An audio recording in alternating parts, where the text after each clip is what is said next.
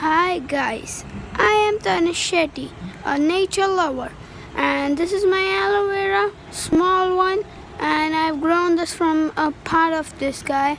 And here's my cutie little cactus, and this guy's flowers are very fragrantful, and this guy has thorns.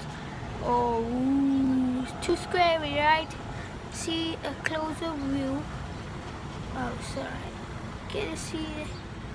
Can you see this sting thorns? Awesome. Now check this.